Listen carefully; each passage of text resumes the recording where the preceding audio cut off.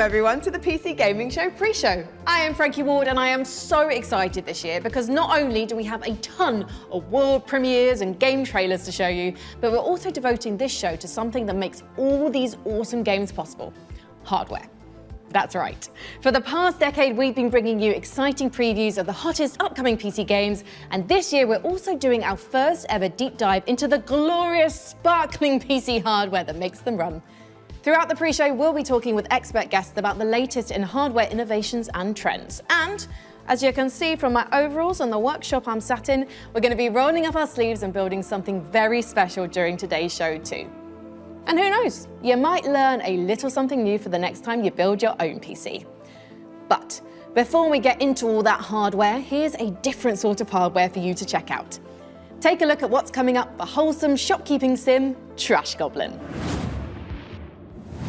In this wholesome shopkeeping game, you're an orphaned goblin trying to start a business. But you're not doing it alone. Say hi to Eamon. They're an antique dealer and your self-appointed guardian/business partner. And this is Auntie Val. She's a dear friend of your late parents and your other guardian. They don't exactly see eye to eye. Eamon thinks of himself as an entrepreneur. Auntie says that's just fancy talk for criminal. You might wonder how much trouble you can get into with old furniture, but Eamon's got a knack for it. Alongside that whole situation, you've got a business to run, helping out colourful customers like Donovan and his peculiar nesting needs, or clumsy blacksmith Redwar, desperately trying to impress her new boss, or Mushromio and their extensive and frankly exhausting romantic adventures. But you're your own boss. Decorate, invest in your tools, expand your shop, travel a little, all at your own pace. The fate of the city can wait. Trash Goblin, out now. One goblin's trash is another goblin's treasure. That's a famous saying in the goblin community, along with goblins speak louder than words and don't put all your eggs in one goblin. Trash Goblin 1.0 is out right now.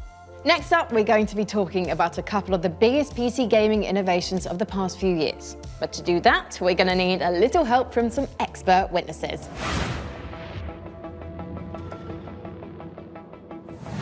As a streamer and videographer, breakthrough technology like DLSS and FSR are absolutely essential items for my day-to-day. DLSS, FSR, and XESS, they're all doing similar things, which is kind of reducing load on your computer and still retaining some levels of image quality as super samplers. I think it's super exciting. Basically, it just gives you more performance, seemingly for free.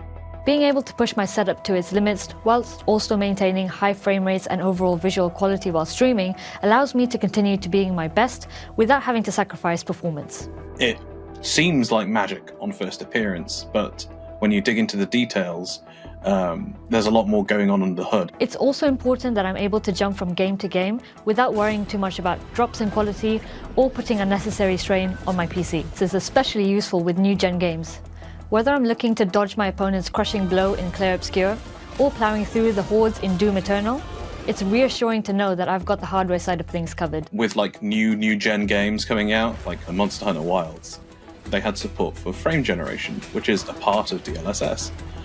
So you can render it in a smaller thing, use the super sampler, and then because that frame time is choppy, because it's demanding on a CPU, frame generation can help kind of smooth over those bits.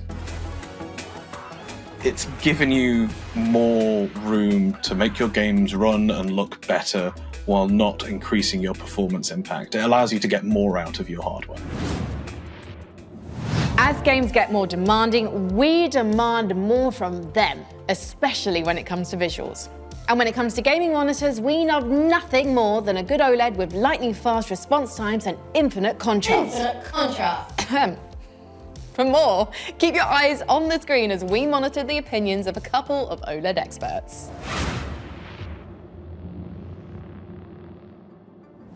OLED really does feel like a quantum leap forward in terms of the image quality you can expect from a really high-end monitor. And that's not to say they don't have caveats, but they are essentially the thing to aim for now. If you're building a high-end rig and you're thinking about what monitors to get next, really, if you're prepared to spend a fair bit of cash, and a lot of gamers are, you're looking at OLED monitors. From pixel response time, color range and latency, refresh rates, depth, getting proper blacks, they are simply objectively better, and you'll notice a huge step up if you upgrade to one from a sort of more traditional VA or TN or IPS panel. And they're getting faster and faster as well, which makes them a good shout for competitive gaming, or really any sort of gaming at this point. The big blockbusters that have enormous graphical fidelity targets and the sort of ambitions like Cyberpunk 2077 and Ghost of Tsushima, they don't look any better than when they're on an OLED screen. But it goes for even murkier games like the Resident Evil series, Dead Space Remake. The HDR benefits you can get from an OLED monitor on those games can be exquisite. I'm into my mil sims, so Grey Zone Warfare as well, which is a stunning Unreal Engine 5 looking game, but it also requires some good twitch reactions. Anything where I really need that quick twitch response, OLED tends to be better at it, as well as looking the best at the same time. But if you're looking for best of the best, OLED's where it's at. That is some great info on OLED monitors. You know what monitor I'm using the most these days? A baby monitor. Because I'm a mum. Nope. Nothing? Wow, tough crowd. How about this one? What did the monitor say when it got knocked onto the floor? Ow, that hurts. Okay, what else is in the news? Folks, you notice how Jack Black is in every single video game thing these days? I started up an old save game of The Sims 2 last week, and I am not making this up. Jack Black was in the game wetting his pants in the Goff family kitchen. And when did every game in the world decide it needed 10 minutes to compile shaders before I can play it? Did I miss a meeting? If I wanted to spend my time watching a number quickly decreasing on a screen, I'd just log into my banking app. Am I right? I am Frankie Dubs. That is my time. Good night. Please press F to pay respects to your servers and give it up for your next act, a colony management sim where it's all about cats versus mice. Here's a Whiskerwood.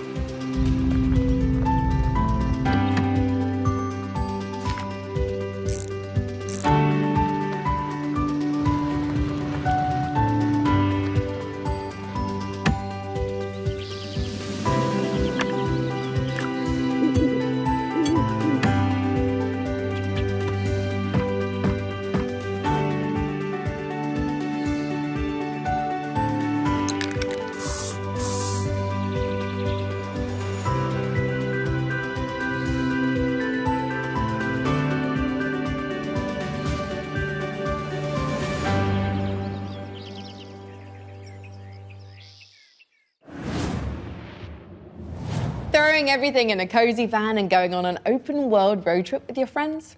Sign me up for Outbound. Oh, hey, looks like we're getting a call from PC Gaming Show co-host Sean Plott. Hello, PC Gaming Show co-host Sean Plott. Hey, Frankie, it's me, PC Gaming Show co-host Sean Nine Plott. Just checking in to see if you're almost ready for the big show next month. Sean, the big show is today, right now. This is the pre-show. I definitely knew that, and definitely didn't forget what month and day it definitely is, or what country I should definitely be in. Are you sure you're going to be ready? You're on in about 10 minutes? Relax. I started going to one of those GTA barbers. Super time efficient. See? Oh, and while I'm doing a respec, look, give it to me straight. Come on. Great, right? Pretty good. Oh God, no. Maybe this? I'd stick with the default Sean skin. Gotcha. Day 9, day 1. A classic look. Well, things are going great at the workshop. We're focusing on hardware this year and we're about to move on to keyboards. Oh, I'm on my way. As long as I catch my flight and hop on the shuttle to the submarine, then it's just a quick trip in a speedboat that turns into a hang glider, and I'll be at the studio in 4 minutes, maybe 5. But first, the duty-free shop seems good. Well, he certainly cleans up quick. Great timing, because we're ready for our next segment. What would PC gaming be without the act of pressing a key and making magic happen? Our keyboards are the clickety-clackety medium through which we work wonders, and the tech behind them has only gotten more wonderful. Let's turn to a keyboard expert who can tell us all about Hall effect keys. Traditionally, you have on-off binary, you press the switch and that's it. Whereas Hall effect is more, it measures the entire depression through when you press it. And the main shift that's brought about is a focus on performance, I would say. Before you had a focus on feel and sound.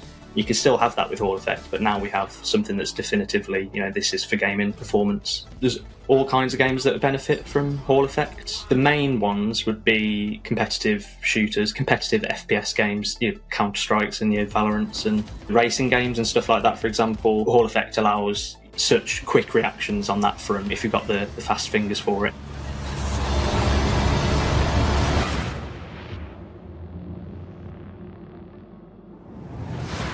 Building your own PC for the first time, or even the 10th time, can be a little intimidating, but we're always here to help. Let's head over to our workshop's build centre to meet PC Gamer's managing editor of hardware, Jacob Ridley, and see what he's cooked up for us.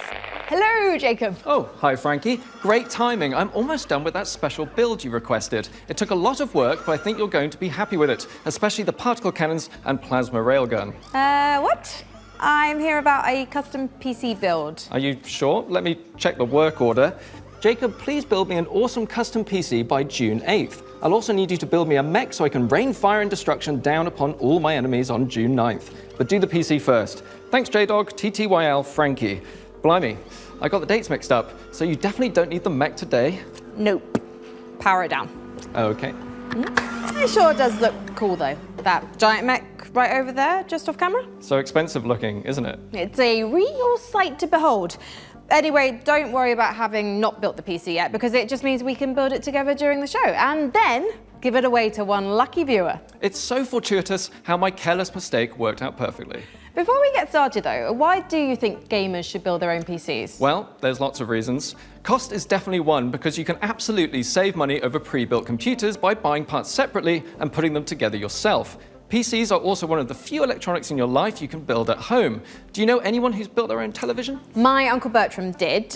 He worked on it for weeks, but it just turned out to be a cardboard box with some angry bees in it. He called it BTV, and it stung us. It stung all of us. Exactly my point. We're also living in an age where we're losing the power to repair electronics ourselves. What happens when something goes wrong with your smartphone? You have to take it to someone to get it fixed, or more likely, have it replaced completely. If you built your own PC, not only will you become more knowledgeable about diagnosing problems, you'll have a better chance of being able to fix it yourself. Sound advice. Thank you, Jacob. But don't start shopping for parts for your own PC build just yet. You might be the lucky winner of the awesome custom PC Jacob and I are going to put together right here today on the PC Gaming Show. But first, we've got one more game to show you as we build our way to the end of our pre-show. If you're a fan of Unlikely Animal Friendship, something tells me you'll dig the new trailer for Cappy Castaway.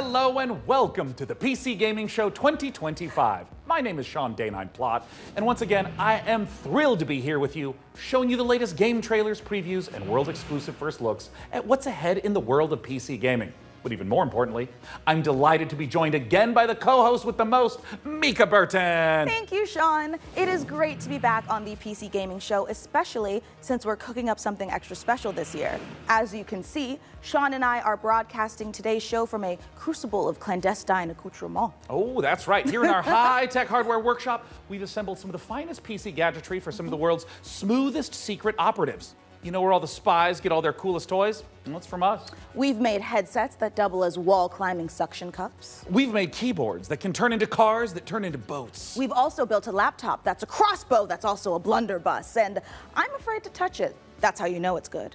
We made a gamer chair that turns completely invisible thanks to cloaking technology. Sean, the invisible chair never actually made it out of R&D. Well, that's what they want you to think.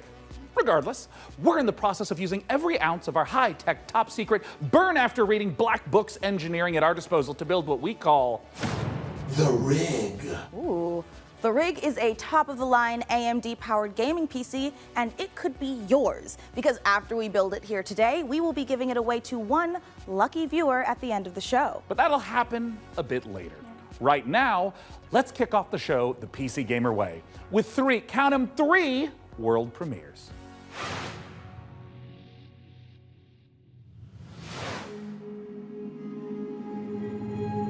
Dahlia, I know you're nervous about going home,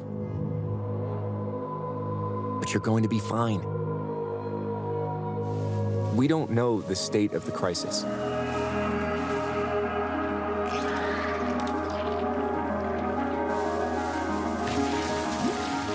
But a job's a job, right?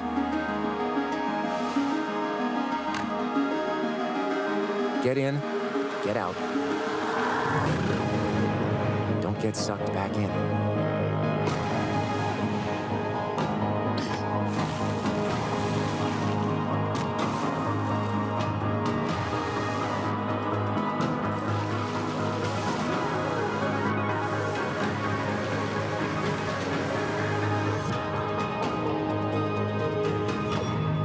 Remember, Dee, it's just a job.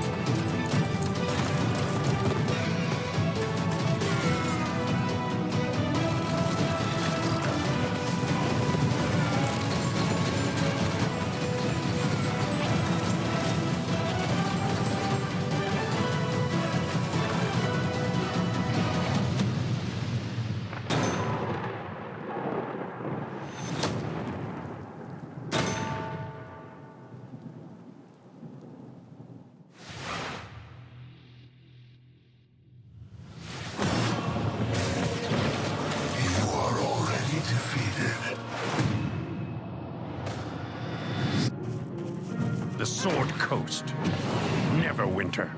All these places will be consumed. They call you the Shard Bearer, a piece of Gith's blade within you. The only one who can help us defeating the King of Shadows. Bring in the accused. Did you really think you could keep such relics of my people?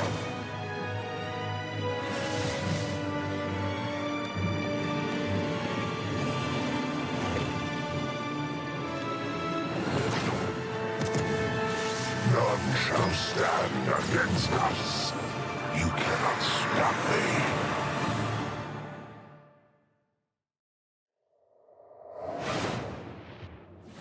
Obsidian's 2006 classic RPG, but it's all new and shiny again. Honestly, I'm calling in sick the day it launches. Ooh, me too. I think my excuse will be food poisoning. I was gonna go with regular poisoning. Interesting, go on. Well, I already have so many sworn enemies and even more unlabeled bottles in my kitchen, so it's entirely believable. You know what? You do you, my guy. In the meantime, let's check in with Frankie and Jacob about the rig. Thanks, Mika. I'm here with PC Gamer's managing editor of hardware, Jacob Ridley, and during today's show, we're going to be building an awesome custom PC. Even better, everyone watching will have a chance to win it for themselves. This PC will be a gaming powerhouse with an AMD Ryzen 9 9950X3D, a Gigabyte Radeon RX 9070 XT, plus 32 gigabytes of Corsair Dominator Titanium DDR5 RAM. We're also throwing in a Corsair K70 Pro keyboard, Asus ROG Swift OLED monitor, and a Corsair Nightsword RGB mouse, all handpicked by Jacob. We didn't forget a thing. We're even including a mouse pad. That's where your mouse lives, sleeps, and entertains other mice. Let's get to work. Hey there, PC Gaming Show. Check out this next trailer. It's fabulous. Fresh tracks, or I will get you. How do you stop that which never ends? In the endless, no two journeys unfold the same way. Come, remain by the fire, and hear the tale of Norway's greatest champion.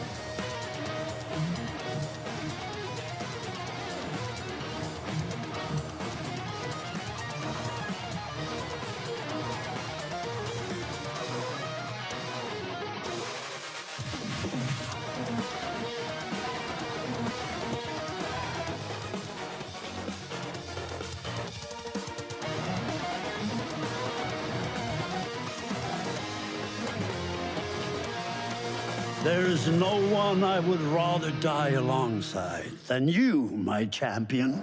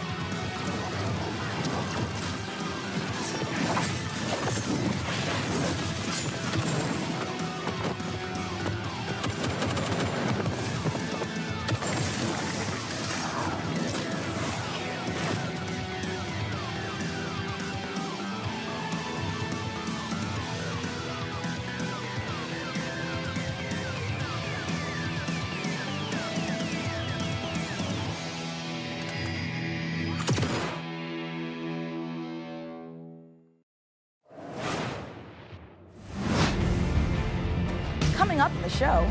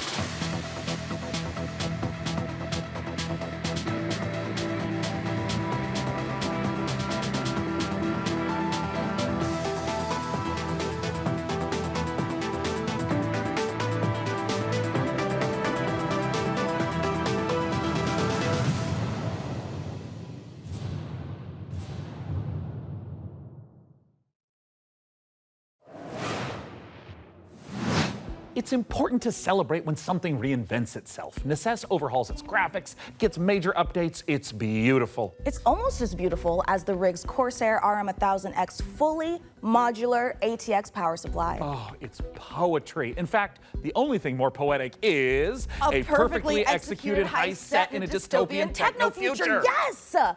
When we heard the makers of Payday and GTFO had a new co-op heist FPS in the works, you know we had to find out more. So we infiltrated 10 chambers and interrogated the makers of Den of Wolves. Here's all the info we dredged from their genius minds.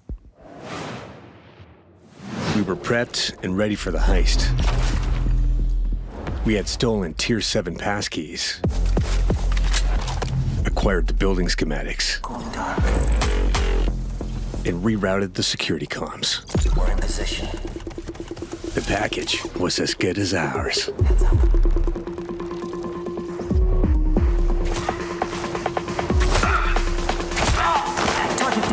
Every variable accounted for, but we fucked it up anyway.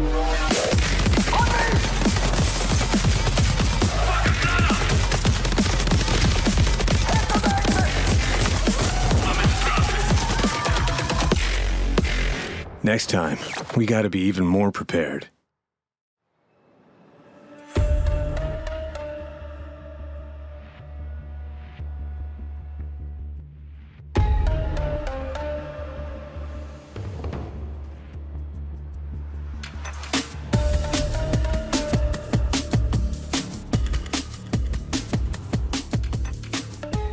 Den of Wolves is a first-person shooter, four-player co-op heist game taking place in the future. We focus a lot on player agency, story, and keeping the player on their toes with some interesting elements that take you out of the brick-and-mortar world of Midway City, where the game takes place. It's a power fantasy, even though there's obviously tension as well with like stealth segments and stuff. But the identity of Den of Wolves primarily is balls to the wall. Den of Wolves is stepping back into our Payday roots. The big difference is, of course, the sci-fi area, where we can play around a lot with design. The freedom we have with this sci-fi space is a bit terrifying, actually, because you can go nuts, basically. We've actually told ourselves to not try to over-design stuff, but not limit us creativity. So designing the Midway City from the start, we knew we wanted big mega-structure buildings to actually place our levels within and be free of how big levels we want them to be. It's this very large city arising from the sea. You want to look out at the city and see, like, okay, so this is a living, breathing city and it works.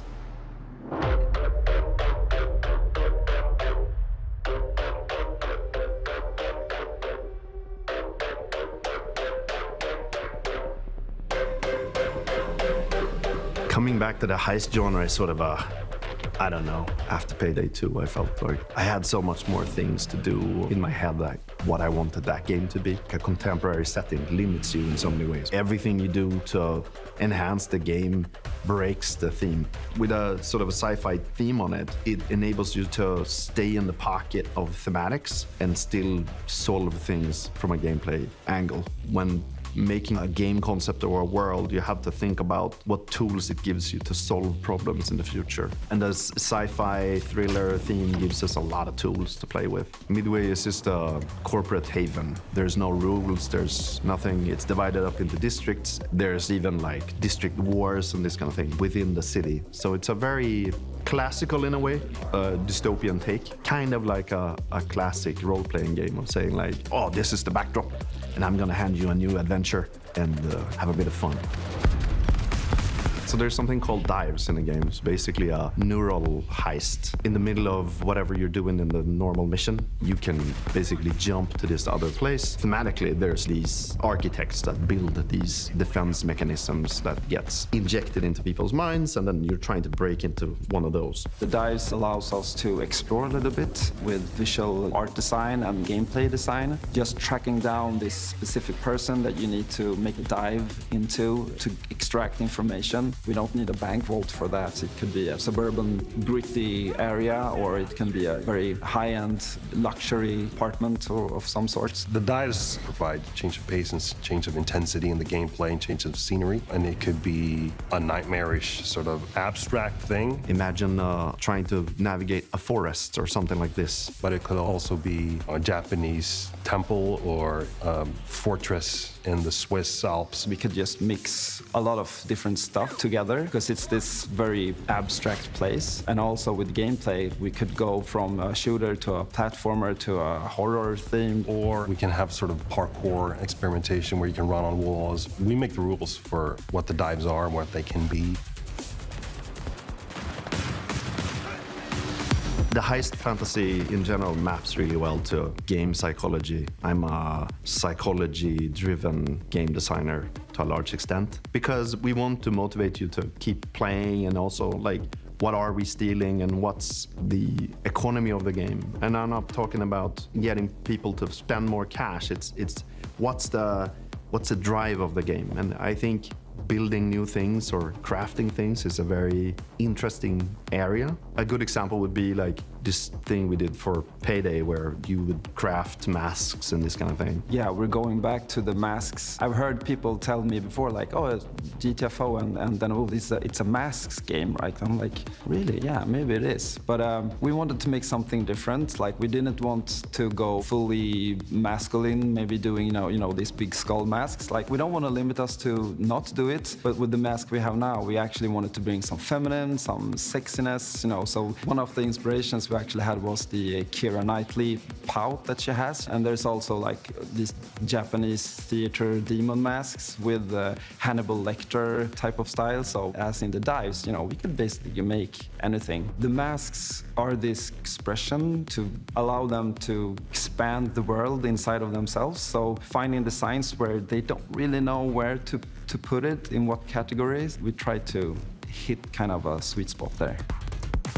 This is going to be a high-paced, intense, and a very fun, collaborative game. Playing together with friends is a beautiful thing, right? Especially when we have these situations where shit hits the fan, we panic together and try to solve it. So if you put 4 people in a room and they play it, and you start to hear the voices go up, and they start to be loud in the room, then you know, like, yeah, it's something, you know? If you want to find out more about Den of Wolves, head to our Steam page and make sure to wishlist now.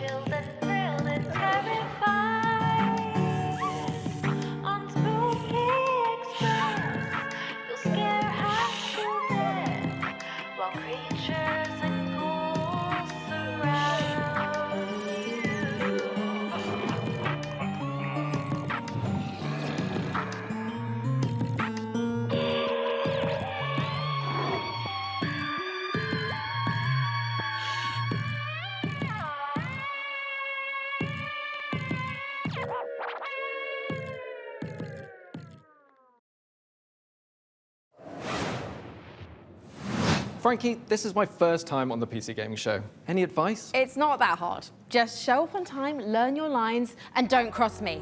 Don't you ever cross me, Ridley. I will destroy you. Also, tea with honey is great for a scratchy throat after a long day on set. Okay.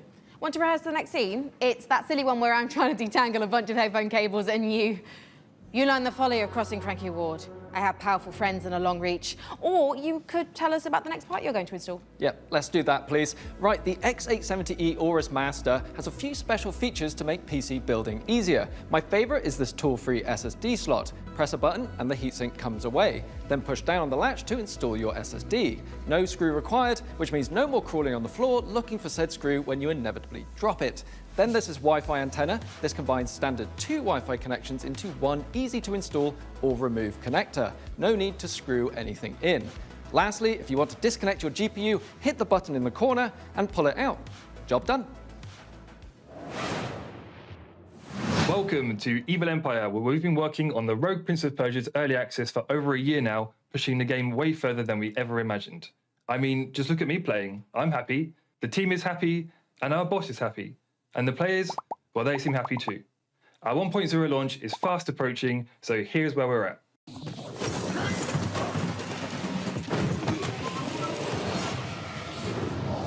Death shuns you, Prince. Use this gift and right your wrongs.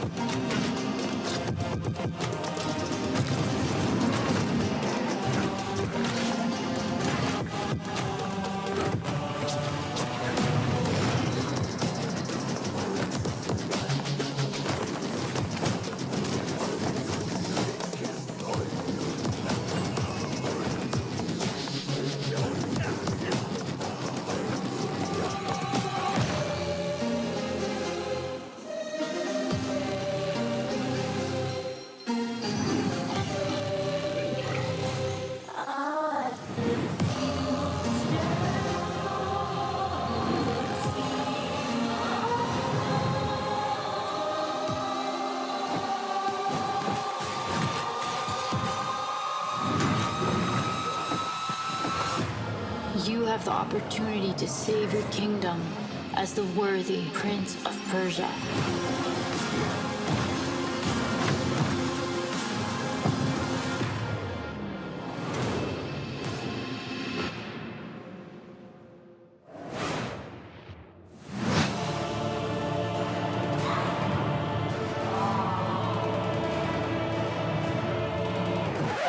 Yep, that's me. You're probably wondering how I ended up in this situation. We were the conductors of the train, tirelessly serving our passengers with kindness and respect. Excuse me, this is a conductor-only residence. Please back away from the door. Hey, what's up? Yes, get motherfucking ready! Listen up, scumbags. You rats will never get me out of this control room. You understand me? Never. Car key. Bro, let's just flush him out. I'm tired. Do it. Run! Move, move, move. Hull compromised. Please evacuate the train.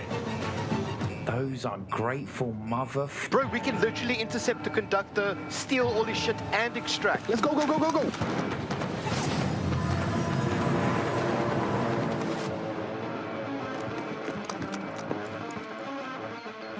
I'll take right, you take left. Say go. Go, go, go, go, go. There! We got them! We got everyone! Engine fall in 10, 9, 8. Carabao, we gotta move! 6, 5, 4, 3, 2, 1.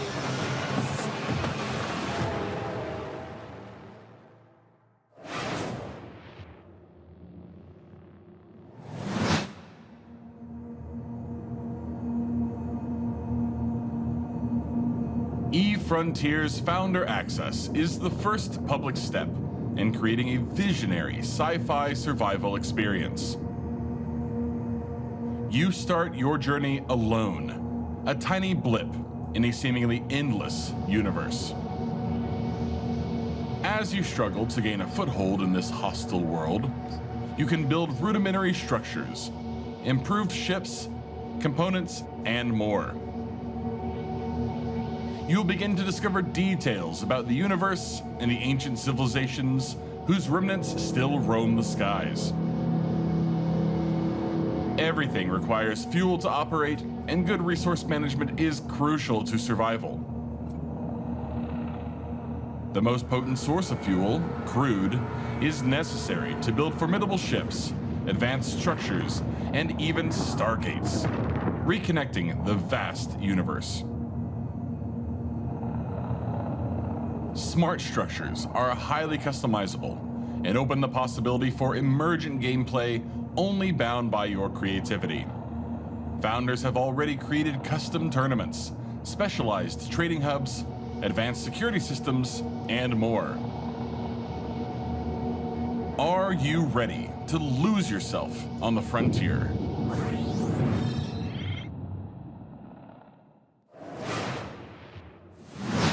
Wow, I knew space was dark, but that was dark. CCP really knows how to make the destruction of the universe look kind of beautiful. I'm honestly looking forward to being ambushed in the depths of space in EVE Frontier. But if you're like me and the thought of being caught off guard is a no-no, just head over to the PC Gaming Show Steam page and you'll find every single game we're showing today in one convenient spot ready to be wishlisted. So no scary surprises. Absolutely. And now here's a look at some of the great games from puzzle publisher Astrological.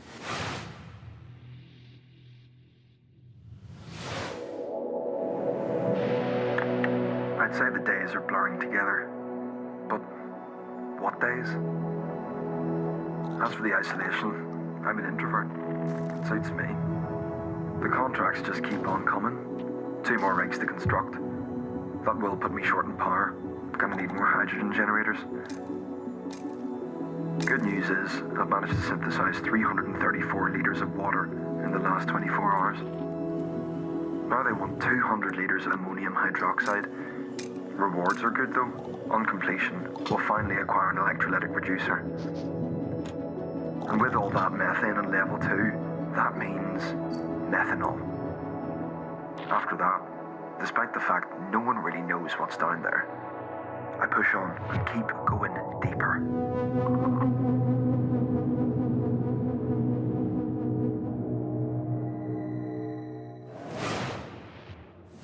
Welcome to Matsuzawa Manufacturing Factory Number 1.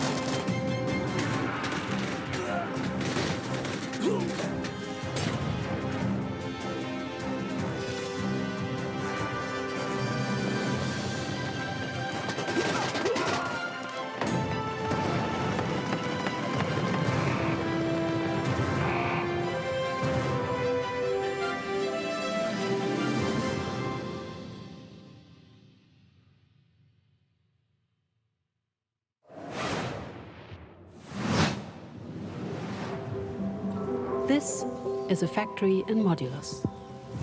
Here, we're producing blue cores. Let's see how we got here. This facility was built out of these 3 modules, which were drawn, stamped, and dyed with pigment, produced here in our blue pigment refinery, which was constructed from these modules, made by combining these modules, cut from cubes, which were melted from polyrock, extracted here.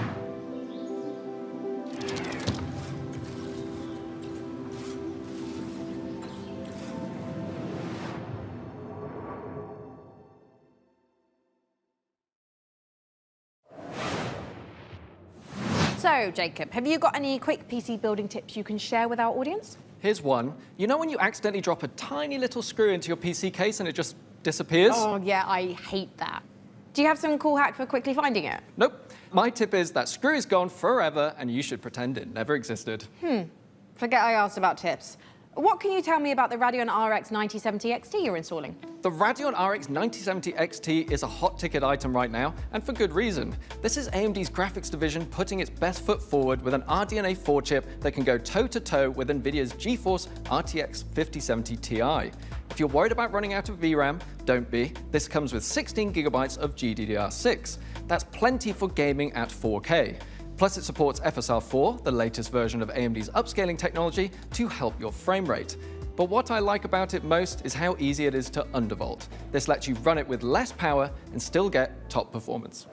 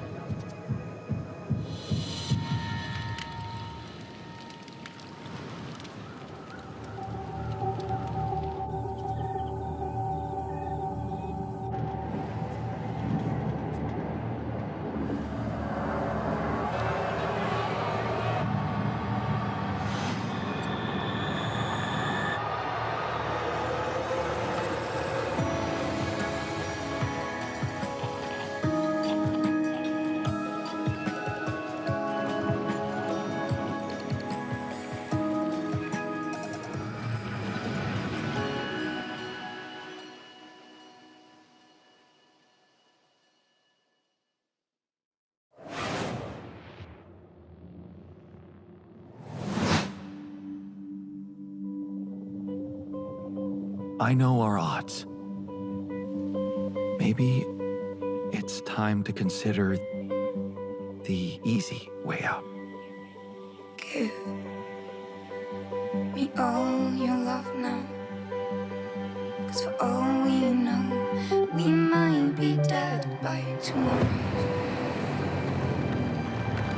I can't go on wasting my time, adding scars to my heart. 'Cause all I hear is I'm not ready now.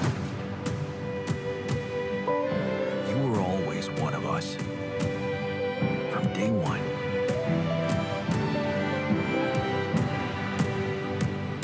What if deciding, making choices was never anything more than just an illusion? What's in your heart? But if you're not ready for, You're still making it about yourself. Just look at us. how can you be ready?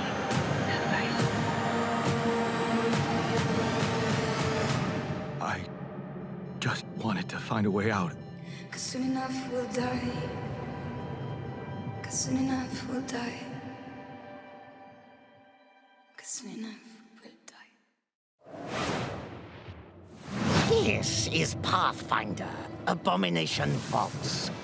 A hack-and-slash dungeon crawl where up to 4 players battle through a single massive labyrinth filled to the brim with monsters, treasure, and secrets. Customize each hero between 3 parts, inspired by 2nd edition Pathfinder. Or mix and match to craft the perfect hybrid. Whether adventuring solo or with friends, switch between the party's heroes on the fly to unleash almighty combo attacks to annihilate the forces of darkness. Deep below the surface, the dark sorceress Belcora Haruvex gathers her power. Are you foolhardy enough to delve into the shadowy depths of the Abomination Vaults?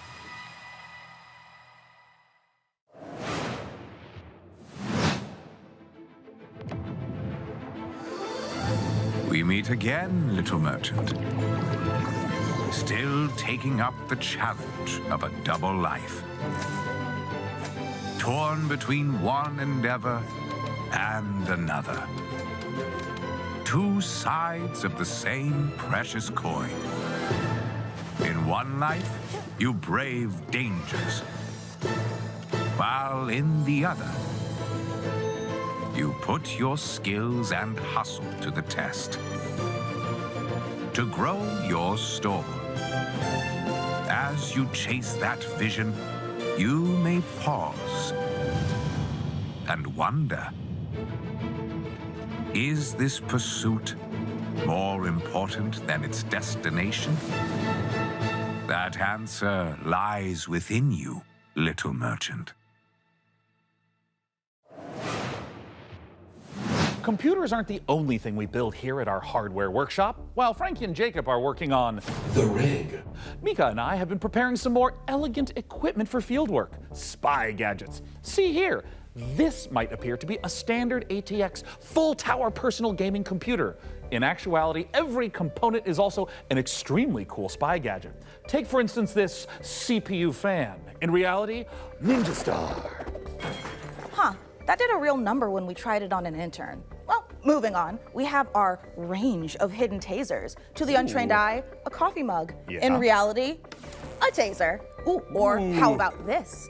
To the untrained derriere, a roll of toilet paper. But in actuality, you guessed it, it's a taser. Hey, what about this? Is this like a hidden listening device, USB, or is it maybe a spy camera? That is, of course, also a taser. Don't worry, he'll be fine. Eventually. For now, let's check out our next exciting world premiere.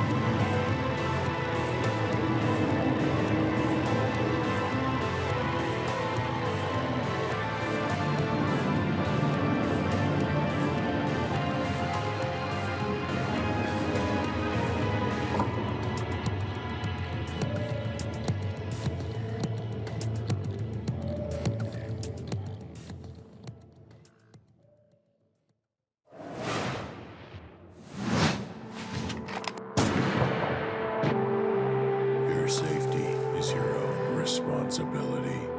Sharing a roof with someone, make sure they're humans. Check their eyes and teeth. An overlooked visitor will kill you.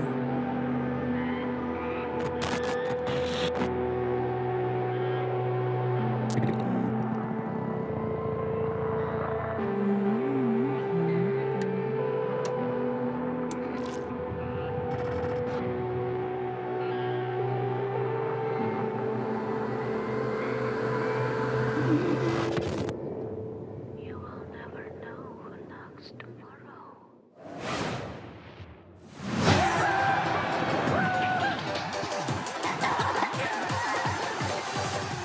I'm Oscar, a solo developer, and this is my game, Botsu.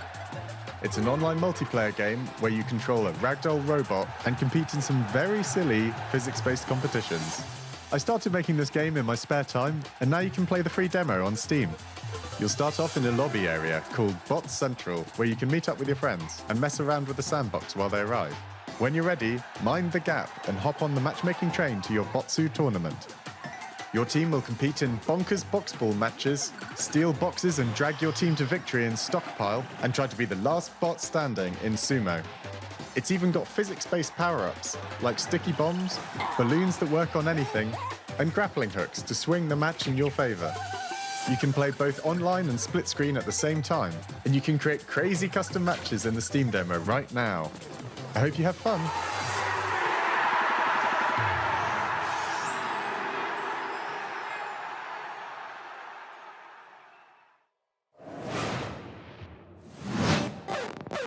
Spotlight, hot night, glow red in the stoplight.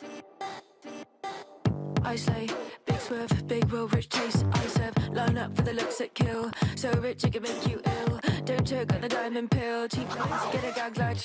Bow down to the golden strand. Get in line, I'm an hiding man. Come close, kick it, I'll use what I can when I can. I will rate with a 1 to a 10. I will call if I want it again. Coming up in the show,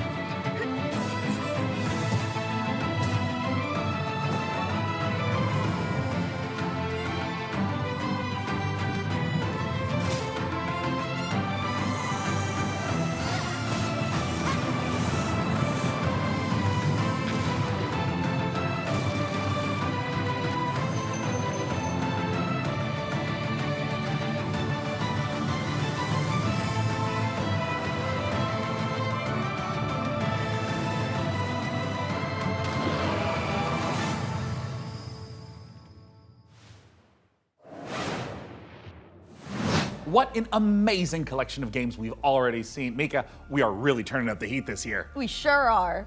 Mika, what is that? Oh, it's thermal paste.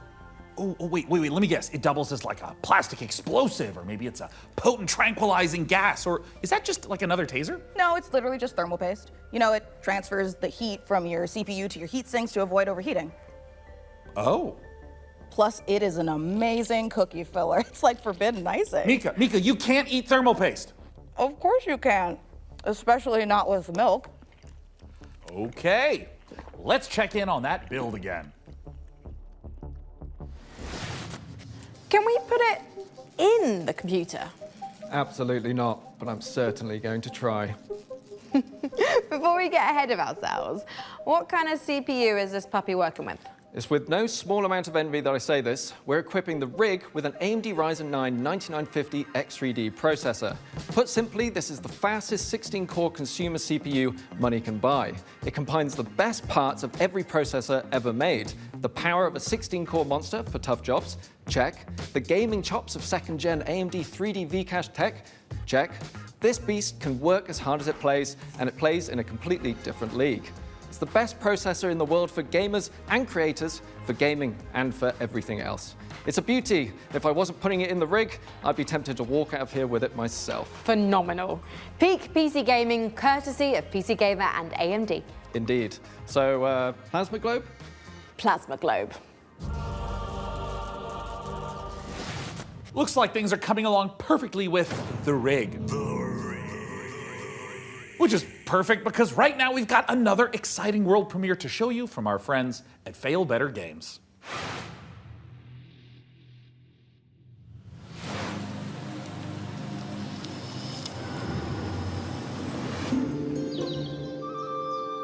The village of Chandley is small, complicated, and everyone's got their own story. For 100 years, the practice of horticulture has been under a curse, making even the simplest act of cultivation unpredictable. But you come from a long line of sorcerers steeped in the green and growing arts. Your family's old lodge has been empty for a long time, so don't expect airs and graces.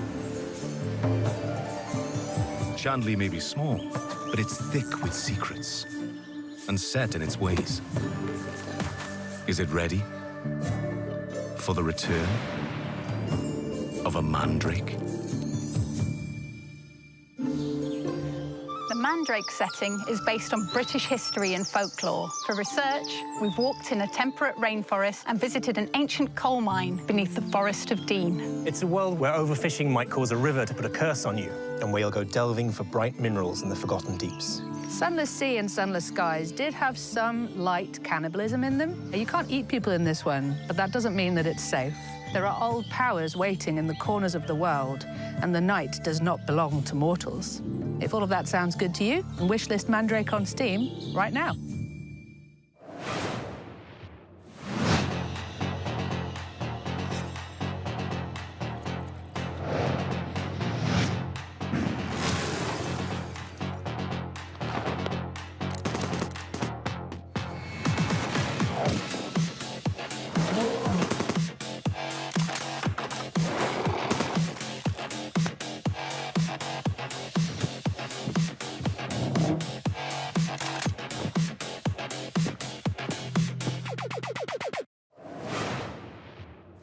A week in the life of a demon school student in under a minute. Starting now.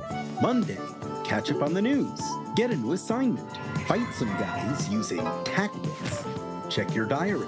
Tuesday, investigate a spooky classroom. Gain a rival.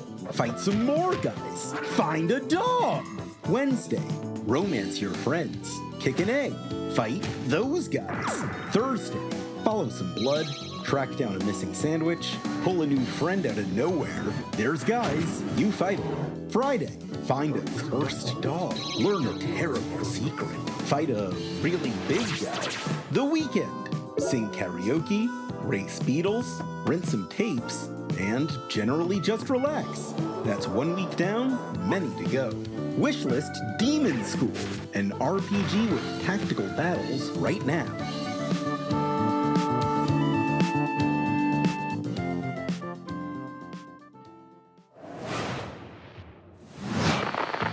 Congratulations on your assignment. You have been selected to oversee a caretaker deployment in Sector 43A. This video will introduce you to your unit and its sacred directive, the preservation and propagation of the human species. After global hydrosaturation, Earth became uninhabitable. Humanity moved to orbit, but reproduction in space proved impossible. Moses responded with the Human Seed Program. Cryogenic embryos are grown to maturity in surface-based Lazarus pods, then transferred to orbital colonies for immediate workforce integration. Your caretaker unit manages every step: retrieval, growth, and orbital transfer. Caretakers maintain surface facilities, build autonomous power systems, and adapt to any anomaly, from environmental failure to unauthorized presence. Enjoy the rest of your assignment, and remember, Every seed you plant shapes humanity's future. you're the only one who can safeguard the future of humanity in The Last Caretaker. So, you know, no pressure or anything. Hey, Sean, what was that? I am so sorry. I may have eaten a light snack that just didn't really agree with me. Wait a second, did you get into my thermal paste stash again? I prefer the term computer hummus. No, that's definitely a train, which means we are right on track for our next world premiere. Sean, no! Put it down.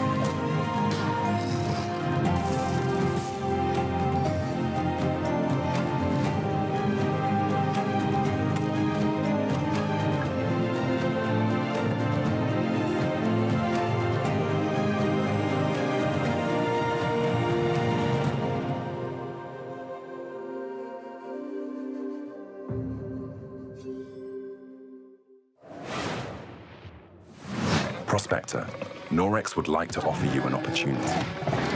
We have some dirty work we need you to take care of. At your own risk, of course.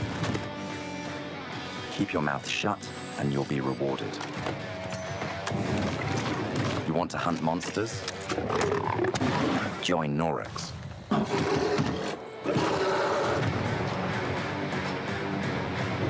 And don't ask questions.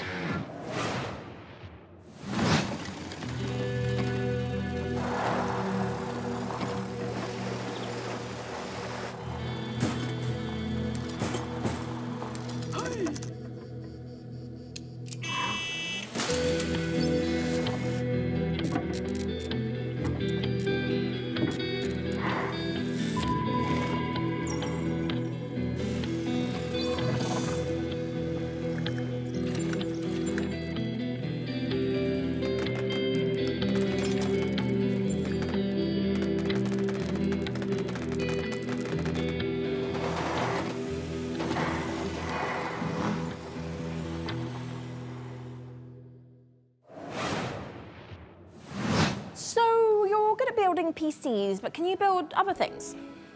Like a car? No, Frankie. I can't build a car. What about like a winching system to pull something heavy out of, for example, a lake? I mean, maybe I could put together... Say a car was in a lake and you needed to winch it out. Could you at least build a ramp to make the winching a bit easier? Is that something you want to tell me? I drove your car off a ramp and into a lake. But I only did it to put the fire out. My car was on fire? There is no point in jumping a car off a ramp if it's not on fire. Is there any good news to this story? Yeah. Just check out this ramp. You should install these before you start shopping for a new car. Oh, that's the Corsair Dominator Titanium DDR5. This kit is perfect for building an all AMD Ryzen build at 6,000 megatransfers a second and with low latency. However, we've also stuffed something special here, a light enhancement kit. That's a pair of dummy sticks that look the part but don't actually contain any memory chips. This is a great solution for an AMD build, as it means you can stick to the more reliable slots on the motherboard, 2 and 4, while looking the part. It also pairs nicely with our Haven 420 case, which offers thermal optimization through its central GPU airflow that sits within a dual-chamber design. That sounds like the perfect hardware combo for anyone looking to frag draw cards, explore endless dungeons, or simply stream with friends. But while you're out there updating your part picker list, why not check out this exciting upcoming game?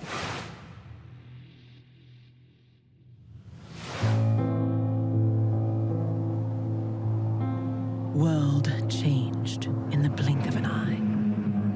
The outpost where we hoped to find salvation has stopped responding. We found it abandoned, all in ruins. Now we have to find out what happened and rebuild what's left.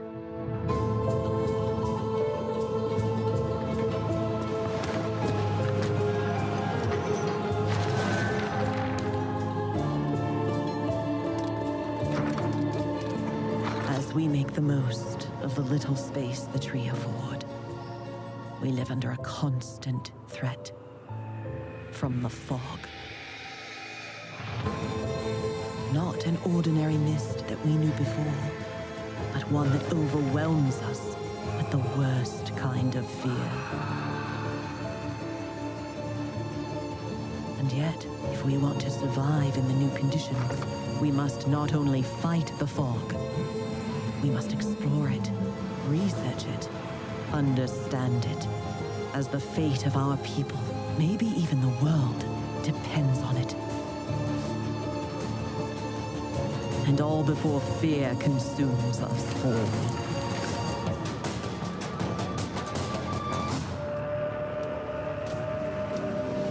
The tree provides. The tree protects. The tree prevails.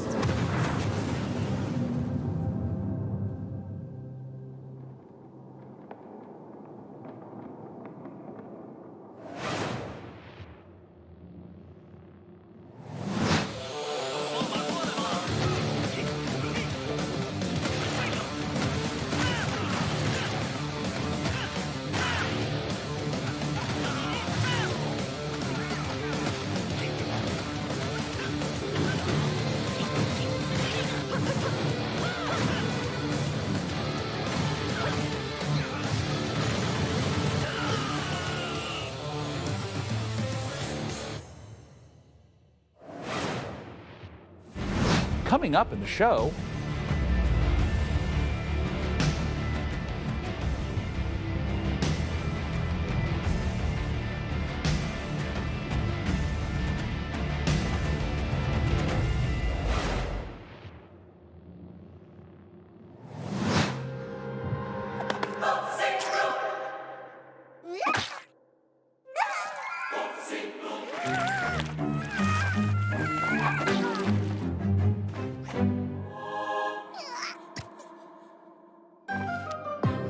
Your cult is waiting for prophets to lead them. Convert the feeble-minded. Learn the occult. Spread the mighty one's influence. Find power in the god of your choice to bring the unseen depths to the mortal world. Now go. Vanquish the opposition. Burn the non-believers. Indoctrinate the uncivilized. And survive the horrors. Grow in power and strength. Unlock new unholy sorceries to overcome the mightiest of enemies. You have what it takes to worship the Eldritch.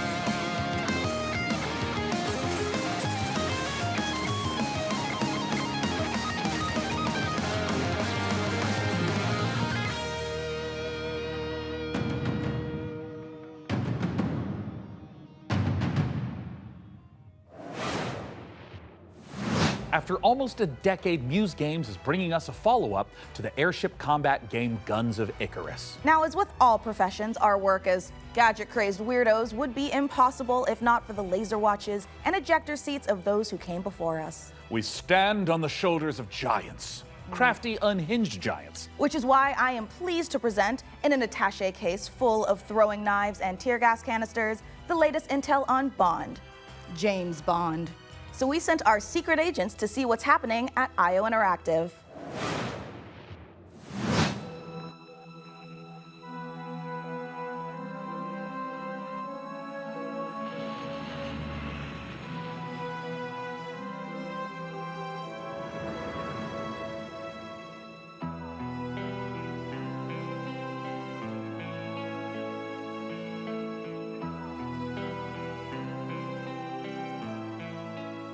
When things got together and we figured out that we were going to work on such a legendary IP, we were very, very excited. It's a huge opportunity. And also the fact that it hasn't been a game for 14 years just adds to the excitement of a comeback of this game in gaming. The colleagues that we have here are phenomenal, and I think taking all of their experience from the sort of agent fantasy that they've been building for all these years and applying it to the Bond franchise has been incredible to see and to be a part of. We're making a standalone James Bond game, but there are characters and locations that I think are going to make the fans of the novels and the fans of the movies and the cinematic history really smile. In any kind of IP where there's some known aspects of the character, you can initially view these as constraints, but really they're strengths because we get to work with all these amazing partners. Aston Martin and Land Rover, collaborations with Omega, and all of these things lends itself a sense of credibility to the player that this is a real James Bond experience. Crafting this character has been both exciting and extremely challenging because it's a balance between being very true to Ian Fleming's novels on the character, yet bringing some part of IO into that. The most special thing about our version of Bond is that it's an IO reimagination of the origin of Bond himself. And it allows us to really dive in and learn about what it takes to enter this world of espionage. It was very important to us from early on that we didn't want to synthesize Bond. We didn't want to go in and cherry pick qualities from different aspects of stories or whatever. We wanted to make something that was fully original. So he's young. He's someone who doesn't yet know all the things we know about James Bond. He has all the core qualities. So he is irreverent. He's inherently charming. He's funny, but he's not yet cold. He's not callous. He's a more energetic. He has that impatience of youth built into him. Somewhere in between a naive, not yet worn down, principled young man, and then that journey onto this hard-hitting, colder guy that we might recognize. That space there was really inspiring to us. He is very true to his North Star and his values. And the story is very much about when you meet the harsh, political, dangerous world out there, how does a young man fare while still retaining his values? Not only will we get to experience the character changes and the lessons he needs to learn, but also how he gets his famed gear. The world is a big part of how you solve the problems as you get to them, using the environment and weapons and charm, and obviously gadgets is a huge part of that. We have a lot of the gadgets you'd expect, and then quite a few you wouldn't. So our longtime fans from our Hitman franchise can expect to recognize some of these core elements from our interactive in our James Bond game. A really core aspect of this game is what we call creative approach. And it has to do with standing outside a lavish location. We're going to give you an objective in here. You absolutely need to be able to do that in a bunch of different ways. But I think the biggest difference is that you need a lot of patience to play Hitman. You need to be sitting there seeing the patrol. He goes over there and he likes wine and you overhear that thing. But Bond, he can also just walk through the front door. I'm actually just going to go and talk to them. I'm just going to go punch him right now. If you're a James Bond that wants to crouch along, you know, the covers and be careful and all that stuff, that's your Bond and that's fine. But we've crafted a game that has a lot more forward momentum. Spycraft is part of our DNA. However, in terms of Bond, there are two key differences. The agent we were working with before, he is an empty shell, right? He's a chameleon, whereas just Bond is very much a personality. A big part of the fun of playing the game is to see what he'll say because he always has something great to say that you wouldn't have thought of. His quick wit and talking your way into and out of trouble is a big part of the core loop as well. If Hitman is a single-minded killer and basically the bad guy of the game, Bond is the hero. And that means that we are much more focused on his journey as a character, and we are much more focused on saving the world. I think it's safe to say that we were dialing the action to 12 on this one. We wanted a physical Bond. We wanted fighting to be visceral and brutal and violent and super fun and exciting. So we've spent a great amount of energy on making a system of free-flow combat where you're fighting multiple opponents at once. You can grab them and punch them and throw them into each other, use the environment. We really did strides and upping the dynamism, the kinetic feel of the combat, be that the melee combat and the shooting and the seamless in and out between that. It's very, very exciting. We as a studio and as a team have evolved a lot to do top class action, spectacle moments and spectacle situations, all interactive. The situations you get into are absolutely wild. It's because that's the 360 experience that our fans deserve and expect from a Bond experience. And we've really pushed our engine to sort of bring on this higher level of spectacle and fidelity to the game. This production has pushed our internal tech beyond. Like miles ahead of what we were able to do before. Depicting these beautiful different cities and locations, exotic types of vehicles, not just normal vehicles. So take everything we know, but also evolving with technology to deliver an experience that is more advanced than we've ever done before. This has to be a larger-than-life action adventure story, and that's what we've delivered. But it's always with character at its center. There's never action for action's sake. It's because it leads to the next thing. It's because he needs and has to do this in order to succeed. Having worked on Hitman on and off for 20 years, this is the combination of all that work, all that skill, all that practice coming together and finally seeing the ultimate spy fantasy come to life.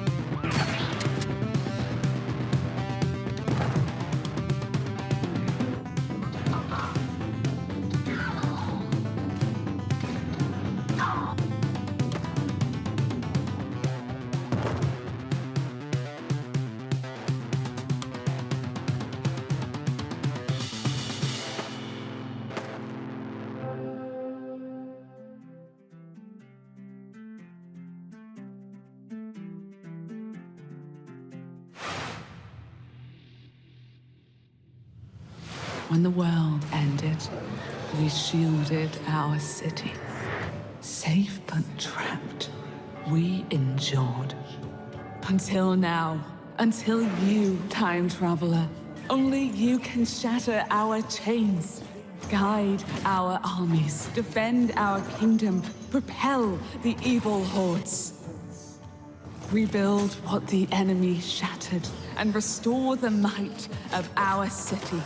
The lands of Bastion still whisper secrets, relics of power waiting to be claimed. Together, you are legions. Not even the hordes of the Unraveler shall halt your advance. Your strength will never cease to grow. Once banished, you will break us free.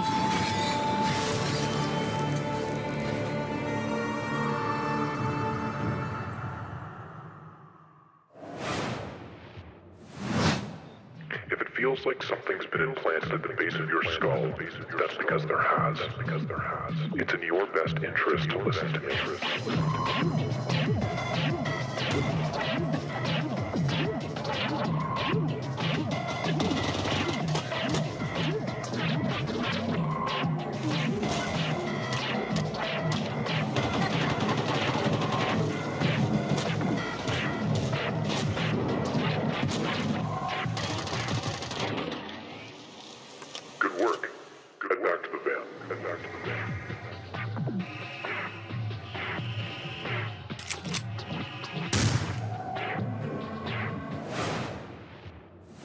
As you can see, we are running a fine-tuned engine of gaming goodness. Oh, speaking of, Sean, what's going on with the rig? Let's find out. Frankie, Jacob, status report? We're doing great down here. Jacob is about to fill us in on what we're installing next. I'm just wiring up everything with our Gigabyte Aorus X870E motherboard. It's got a suite of features for reliable overclocking and memory performance, and its built-in thermal armor and heat sinks will keep our Ryzen X3D rig running great without running hot. And of course, our GPU, a Gigabyte Radeon RX 9070 XT with RDNA 4 architecture, and 3rd gen AMD ray tracing tech for competitive 4K performance. Awesome. And for those of you who want to speed up your own PC build, I've got a technique I always use. A montage. A what? A montage.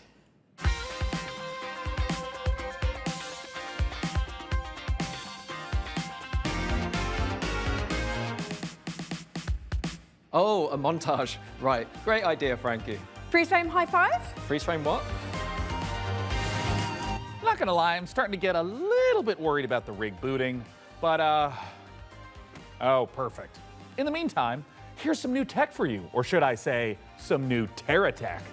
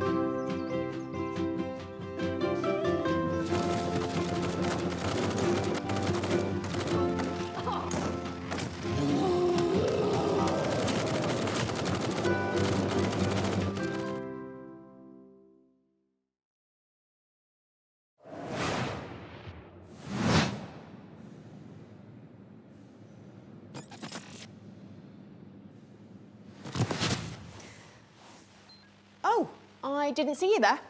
Don't mind me, I have got a special friend stopping by, but don't tell the folks upstairs. It's a surprise, you see. When you see them, just let them know that they can add any of today's exciting games to their wish list. Follow the link below to see all the goodies in today's show. And in the meantime, let's see what our friends over at Rogue Snail have been cooking up.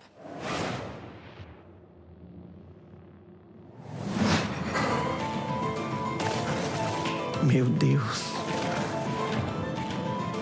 Perdoe essa pobre coitada, que de joelhos rezou bocado, pedindo pra chuva cair sem parar.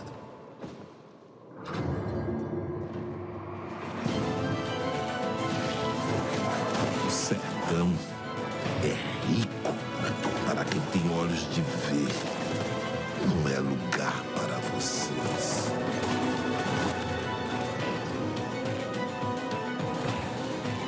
Uma pessoa pode lavrar um chão que nem mesmo cactos consegue brotar. Todos precisam saber sobre o que de fato aconteceu em Canudos. Eles moveram mundos para acabar com o nosso lar. Perdemos, mas resistimos, como um mandacaru no meio da grande seca.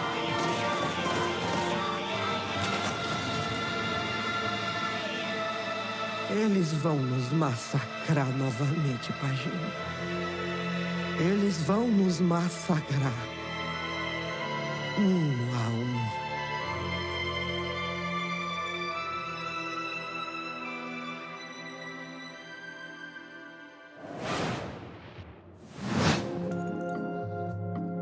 First, aggravated vandalism. Then theft. And worst of all, you've tried to flee.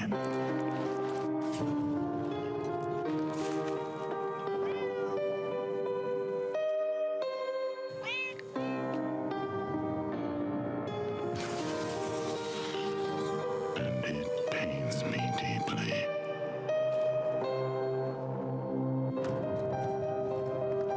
But a lamb that's always lost.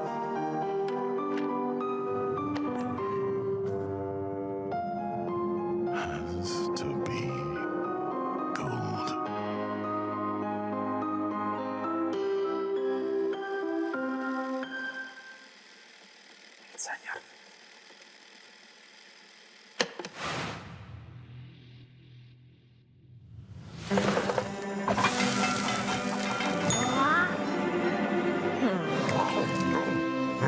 Chef, opening your own restaurant may feel like a fairy tale, but it's trickier than it looks. Customers curse you. The hordes line up at the door. Elder gods are summoned. All of this can really burn your biscuits. But you will be forged in the fires of the kitchen. Sharpen your knives and master the magic of food. For an ancient hunger has awoken. And the path to a demon's heart is through its stomach.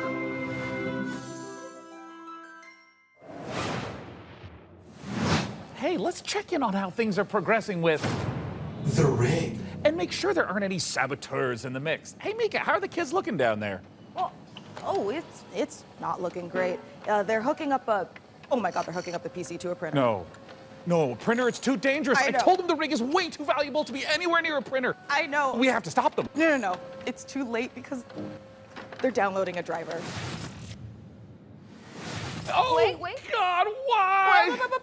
Maybe it's an okay. Jacob looks like he's laughing. Oh, no, he's sobbing. Oh, no. And now he's cursing God. yeah.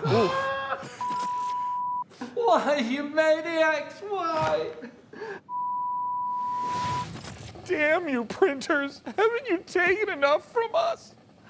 Well, while our team does some troubleshooting, let's take back the post-apocalypse from hordes of mutants in co-op roguelite Guntouchables. If you you're watching this tape, it means the world has ended. Welcome to Gun Touchables.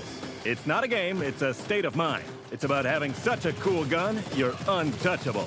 That's why they call it Gun Touchables. Collect crates in the wasteland to help you kick more ass. But your enemies are getting upgraded too, and that's where things heat up. So get ready to blow stuff up, and smack stuff with a shovel, and shred stuff with a bone saw, and snipe stuff.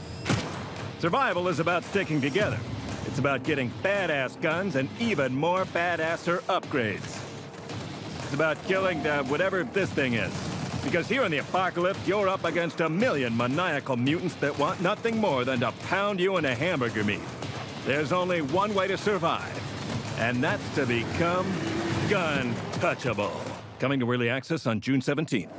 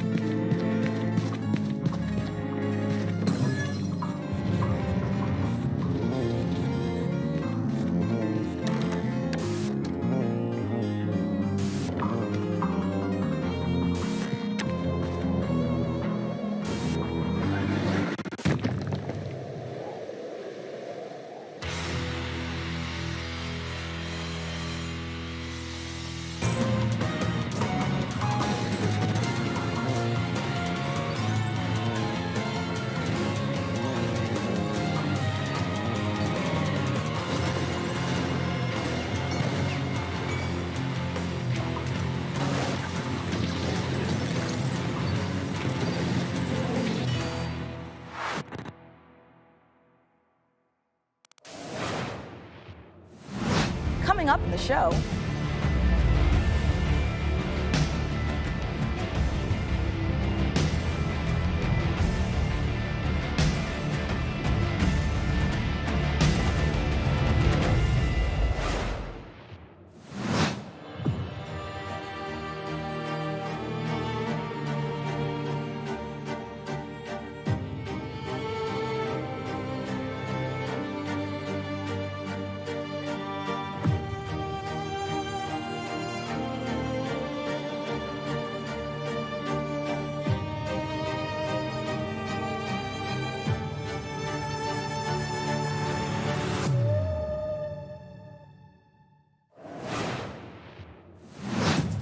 This is the Superhero Dispatch Network. I hope you're ready for your first shift. Wait, we're doing this? Hey, team. This is your dispatcher. Someone's robbing the museum. Watch and learn, Sonny. How do I mute you? We're taking bets on when you'll quit. Friday? Today's Friday. I know.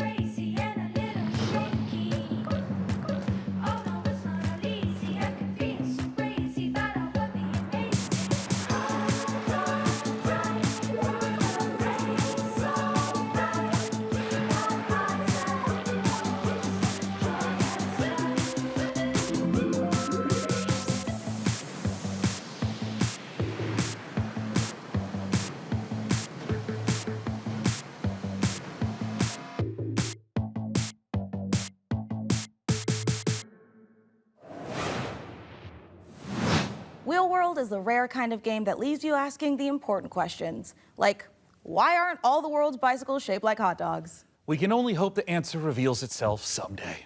Until then, let's turn our attention to the latest from FBC Firebreak, the next game from Remedy. And if my tracker is working properly, it looks like Frankie met up with the Bureau.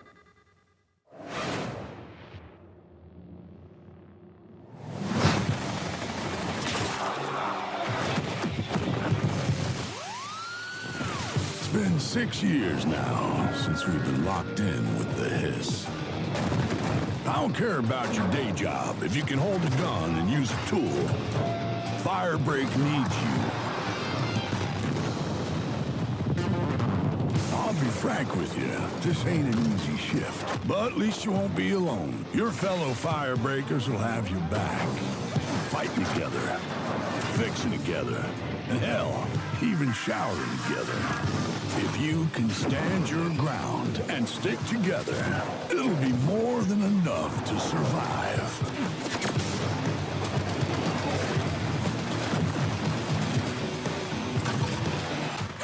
Corrupted item loose on site. On my way.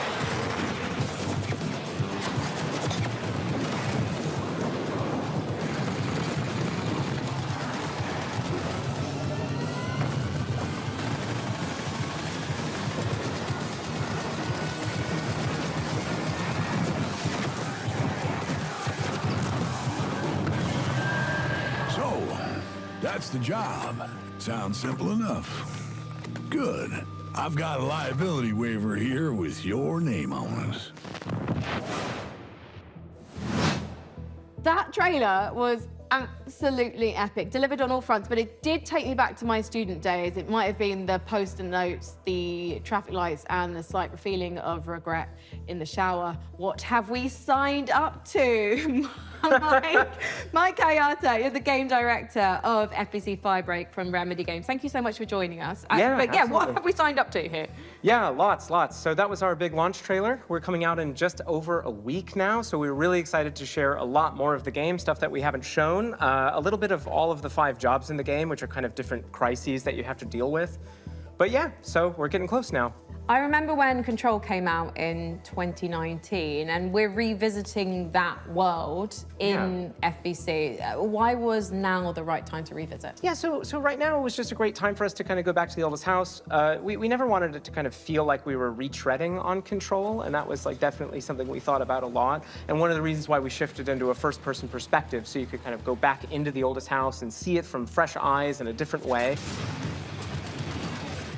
I mean, you did have a lot of fun in Control. And also, we're in first person this time, so... Yeah, so of course, very different. And I think as anyone can tell from that trailer, we're extremely, like, tonally to the side of Control. And this was a really big challenge for us because, of course, Control was very moody and atmospheric and very, like, horror-tinged.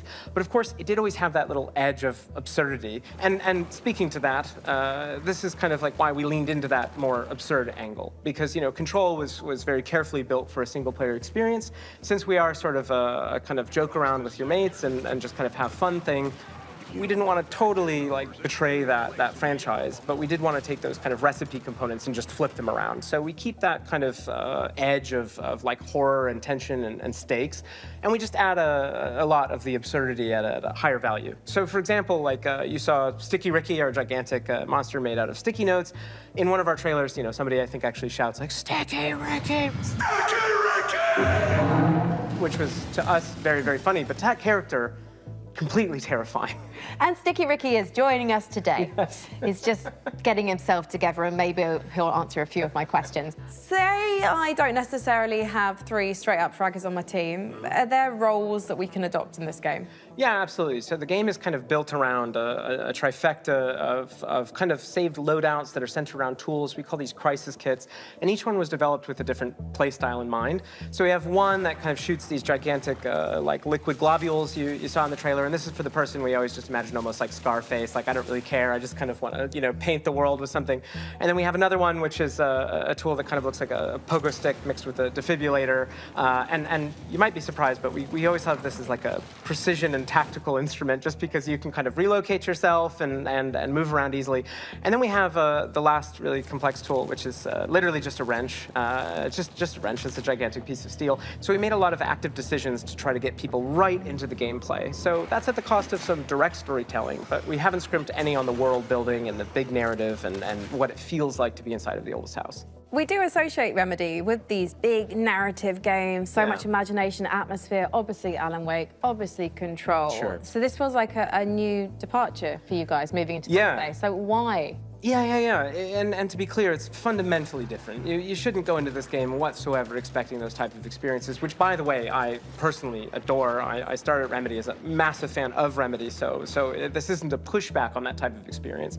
But the thing is that we, as soon as we started making more than one game at the same time, we just wanted to say, hey, is there a way to kind of like open the doors? If you are a huge Control head and you know all the lore and you really love it, and you can't convince your friends to try this game out, we wanted to give that kind of step in. So even though it's not really what Remedy is today, I do hope that a little over a week from now, it will be part of what Remedy is in the future. So, Mike, as an online cooperative shooter, what does this game look like in, say, a year's time?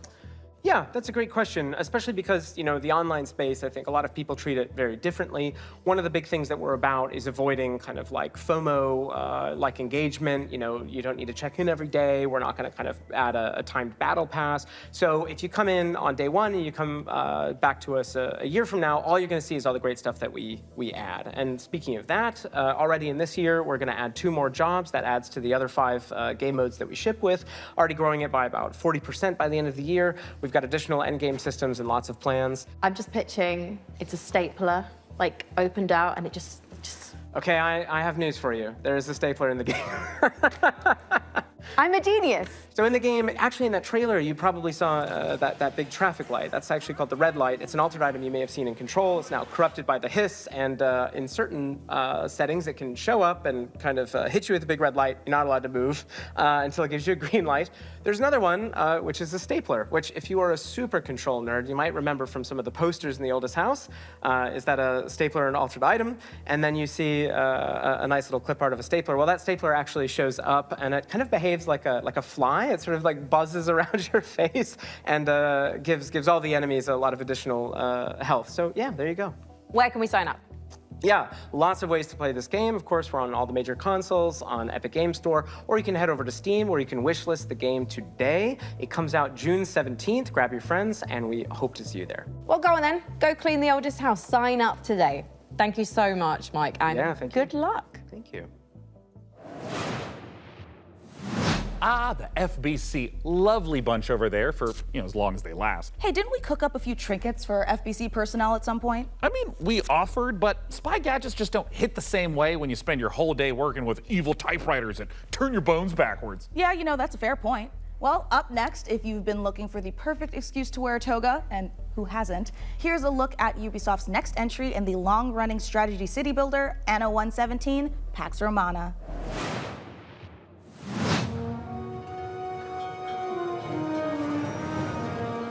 If you want to be immortalized in ornateness, here's a little lesson in greatness. If governing is your vocation, it's all about location, location, location. Go where you haven't gone before. Find a religion. Or 5 or more. Romanize your territories, or keep them Celtic if you please. Sharpen your steel or lose your head. I'd prefer Pax Romana instead.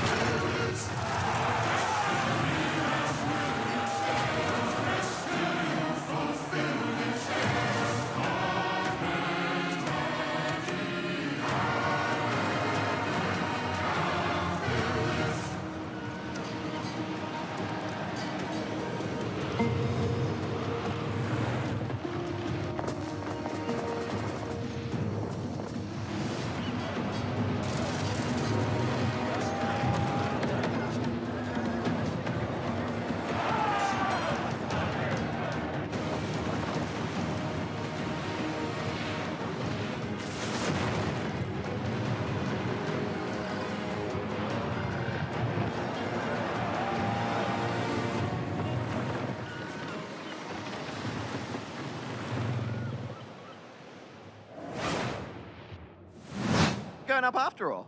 Yeah, no, I'm Nate, and I was gonna... I thought I told you there's nothing up there. Like, what's up there, though? Nothing. There's a tower. Yeah, that's it. When you get to the top of the tower, what's there? It's like a top of a tower.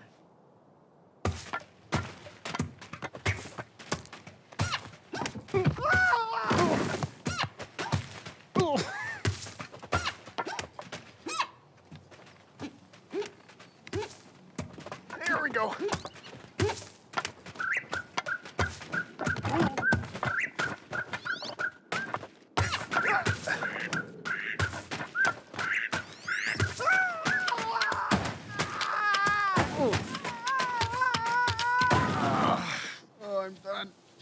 There'll be nothing up there anyway. Yep.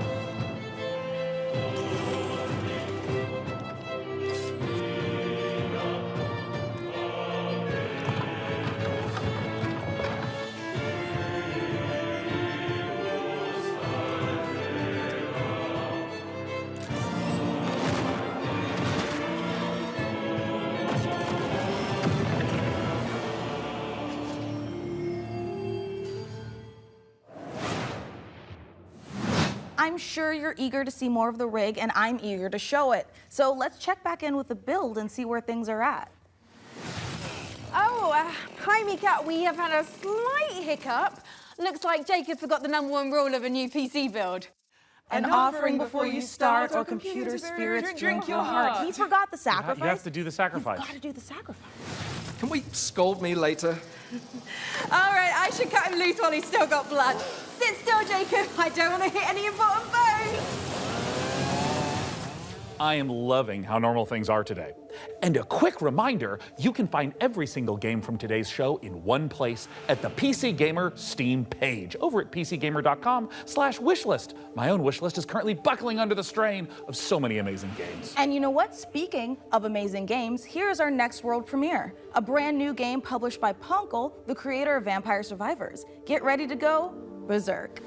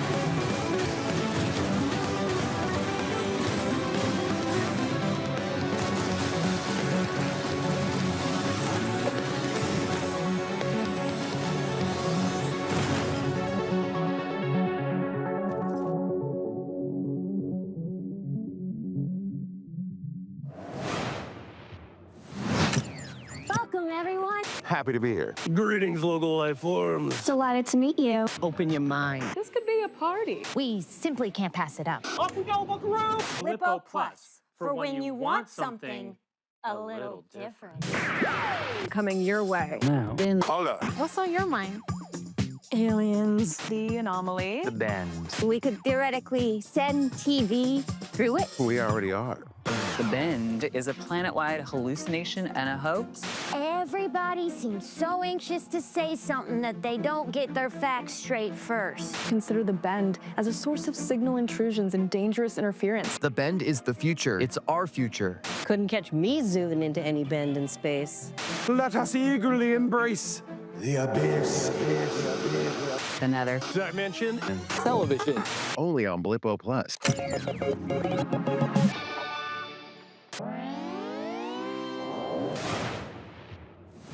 All those games have looked great, and wouldn't you know it, we've got even more to show you. Check this out. Hey, I'm Felix Schade. I started Morbid Metal a few years ago as a solo dev, and what began as a small passion project has evolved into something far more ambitious.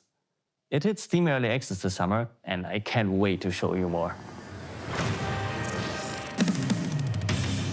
Morbid Metal is a fast-paced, roguelite hack and slash that is built for intense combo-driven combat. You play as an advanced AI, trapped inside a deadly simulation. Your mission? Explore its beautiful and brutal iterations, grow stronger, and prove your worth to your creator. You'll control up to 3 characters. It's a bit like switching weapons in a shooter, except here, you're switching full-on playstyles. Each character has their own unique combat style and active abilities, which are unlocked as you explore the simulation. You can even chain attacks between different characters. Start with Vector to quickly dispatch enemies, switch to Flux for a flurry of hits, and finish your combo with Echo's special attack. Mastering each playstyle will be essential, as you'll face a variety of powerful enemies, each with their own attack patterns and weaknesses. And at the end of every biome, you'll face powerful bosses. These are dramatic, high-stakes encounters designed to be tough but rewarding. Each new run reshapes the world.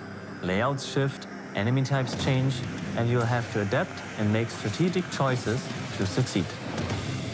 Choose character upgrades, buffs, or curses that change how you play. Some of these choices push you to take risks, others offer abilities, rewards, and modifiers, which alter your combat style, making each run truly unique. Play the free demo tomorrow during Steam Next Fest and wishlist now for early access on August 20th.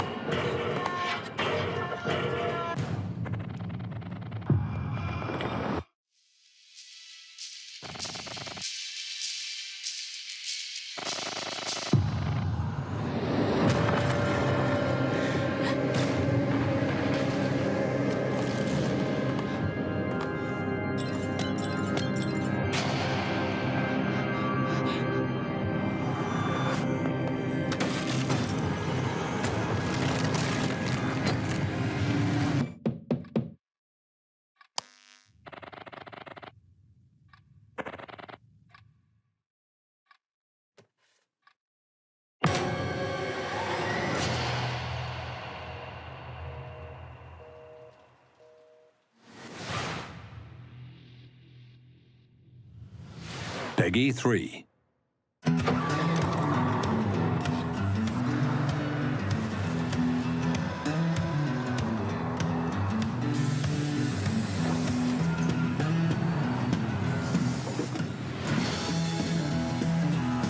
Good morning, Emberville. Today is the first day of our very own public bus service. The bus services will start in the tracks and ash tree, but will expand to more neighborhoods as passenger approvals roll in.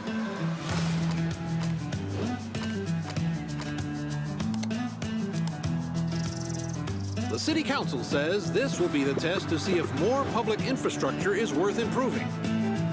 So get out there, ride the bus, and let your voices be heard.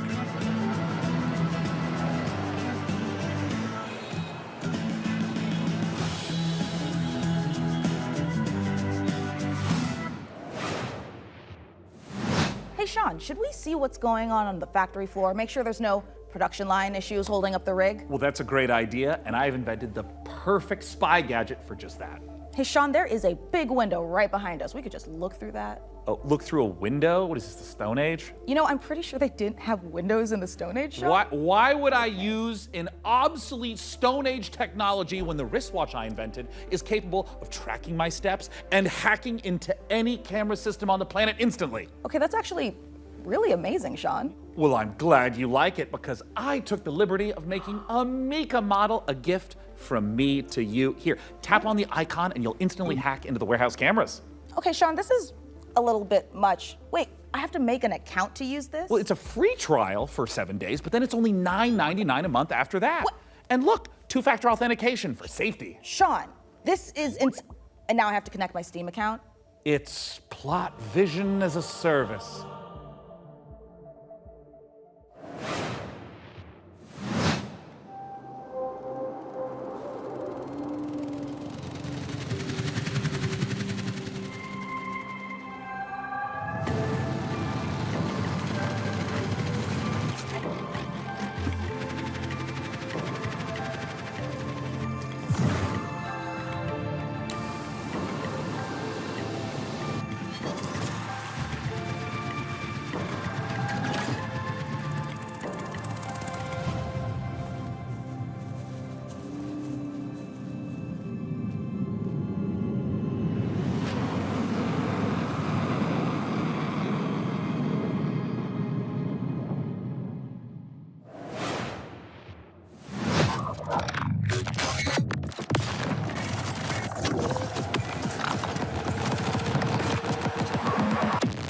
Subject decimated.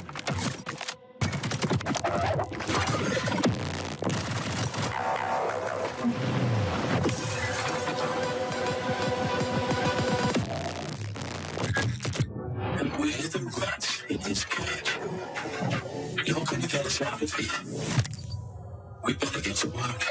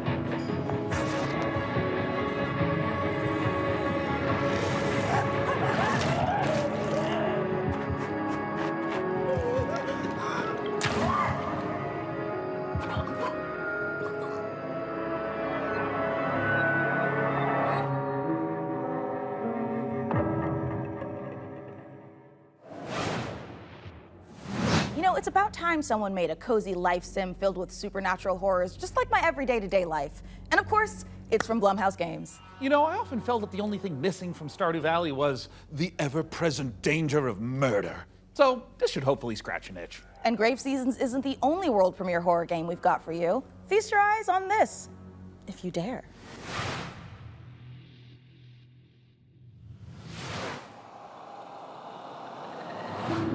On this most auspicious of nights, I would like to raise a toast. New friends, I bid you welcome to the club. We've got to get out of here. This will help. I'll keep an eye out for anything dangerous. I'll check for anything on the floor. A terrible curse has drawn you together, but fear threatens to drive you apart. Did you seriously rob me? Is that blood? God! Oh, God! Keep your cards close to your chest. No, this isn't right. For you'll need to decide who you can trust. Is somebody there? Before the rest of my guests arrive.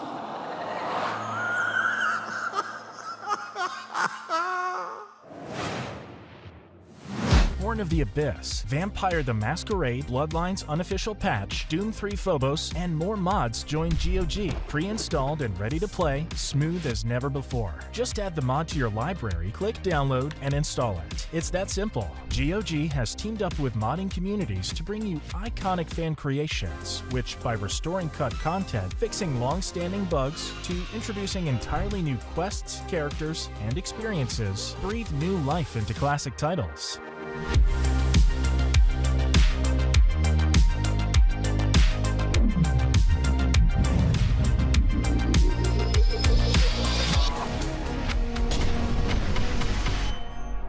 Later this year. Hungry? Yeah! Get some fast food. Velocity noodles. Fast food in this bag.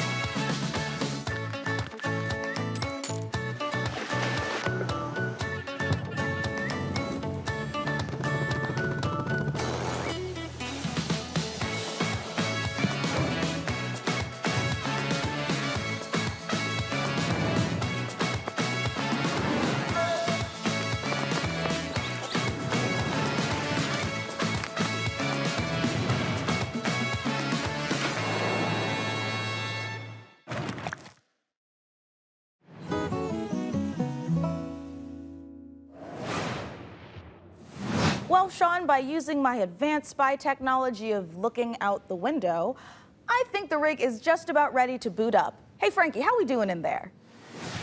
I think we are just about ready to power this bad boy up. What do you think, J-Money? She's ready to roar. Sean, would you like to do the honors?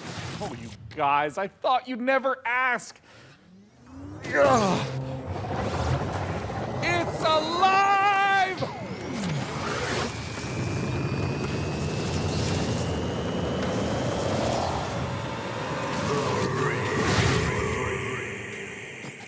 It's beautiful.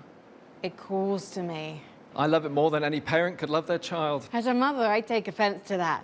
But in this case, I'll allow it. And if you are watching this now, this very PC could be yours. Mika, what do they need to know? That's right, you could be the proud owner of the rig. In all of its top-of-the-line AMD-powered gaming glory. All you need to do is follow the link below and fill out the PC Gaming Show survey, and you will be entered in a chance to win. I mean, I'd like to enter myself, but I am public enemy #1 in 14 countries, and I'm not about to add another. So head on over to PCGamer.com/survey now get your hat in the ring. So our build might be finished, but we've still got more games to show. So let's take a look. Protect me from the evil within. May the Lord protect me from the evil within. May the Lord protect me from the evil within. May the Lord protect me from the evil within. May the Lord protect me from the evil within. May the Lord protect me from the evil within. May the Lord protect me from the evil within. May the Lord protect me from the evil within.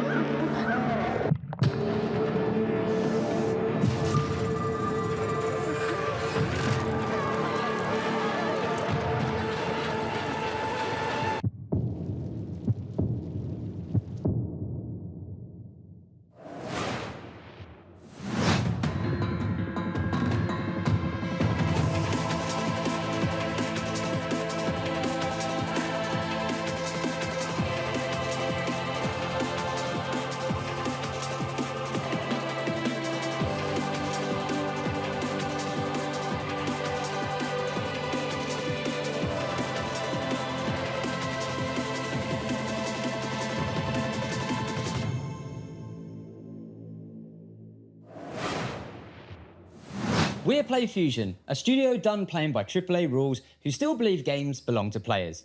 Descendant is an FPS capture the flag reimagining where strategy collides with chaos.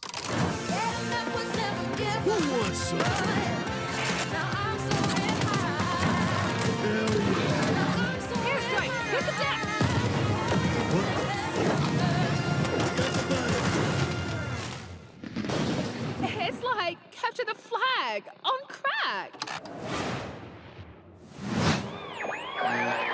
Edmund McMillan of The Binding of Isaac. This year's Tyler Glale. Yeah. We're coming to you from Santa Cruz, California. Hometown. Number 1, this is not a wig. Yeah. Number 2, we got a game coming out soon. Yeah. Here's the trailer. Yeah. What seems to be going on with the little guy? Yeah, I think my cat's sick. Yeah, he's got a broken neck. He has horrible IBS. His mouth and one of his ears are missing. His soul was removed by a Kandarian demon. What was that last one? He's taken a shotgun to the face a couple times. What? He's got rabies, I'm pretty sure, and he's made a deal with the devil. He was stabbed repeatedly in the neck, chest, face, and hair. He's incredibly dehydrated. He has depression. Who doesn't nowadays, right? He appears to have a conjoined twin. I don't really. He has a gambling addiction. He was probed by aliens. He was mauled by a large headless beast. His tail appears to be growing ahead. He has ADHD. He got into a fight with a dog. Eugenics, coming to Steam February 10th, 2026. Magnificent games and a magnificent gaming PC that you could win. Once again, head over to PCGamer.com/survey for a chance to claim the rig. Mika, have you noticed that since powering her up, we've been hearing that annoying, super ominous voice? Yeah, kind of like we tore the very fabric of our plane of existence and brought through this terrifying unknown being drawn in by the awesome processing power of the rig. Oh, thank God it's not just me. No, it's not. And you know what? I know we shouldn't mess with whatever this is, but the rig. Yeah, I feel it in my teeth. God, same. But okay, listen. The show's almost done, so let's finish strong and agree to stop messing with whatever is saying the rig. Great idea. Let's close out the show the same way we began, with a trio of exclusive world premieres.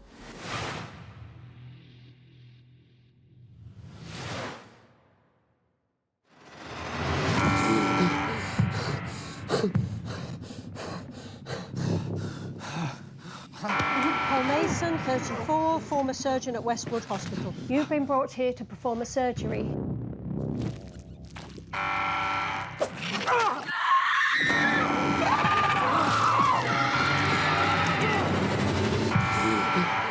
Paul Mason, former surgeon at Westwood Hospital. I don't know how, but I think we've done this already. Oh, what is the way out of here?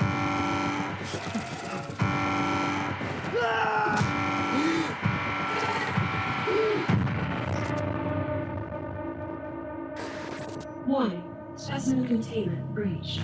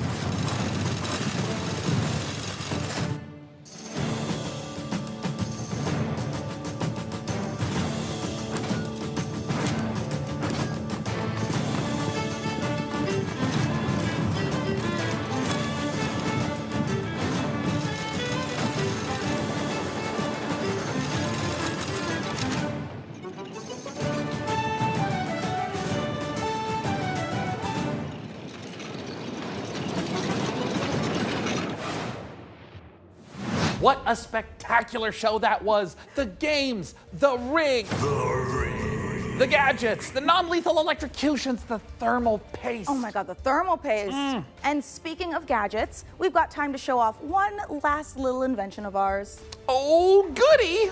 Inside this keyboard is a hidden compartment for storing hand-encrypted messages, and I've left a special farewell message for the viewers. We have just got to crack it open.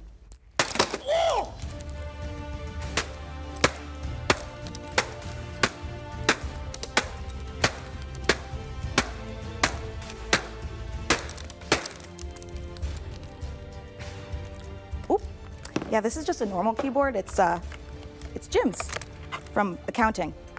Poor guy can't catch a win, and this soon after the divorce? Oh, a reminder to everyone, thermal paste isn't food. A big thanks to Frankie and Jacob for building the rig. And thanks, of course, to all of you for tuning in. We'll have to work super hard to top this when the PC gaming show Most Wanted returns in December. Thanks for watching. See you in December, everyone.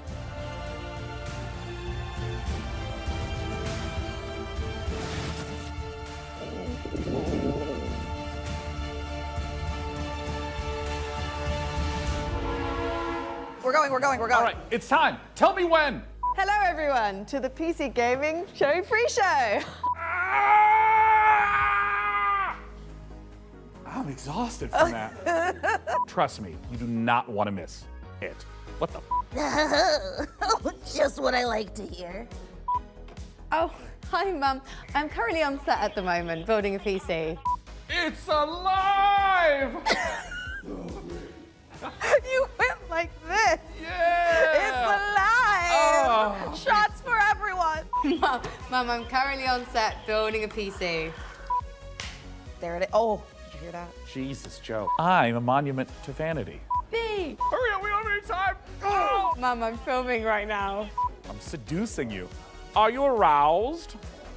I know how to read words. I went to college. Whoa. Oh. There it is. During let's go back to the top. I inhaled my spit. Better hurry up. This is starting to hurt, my guy. I can hear you, and so can the rest of the crew that I'm currently filming with. Let's take a look at our next game. That's a good take. If you dare. Spooky.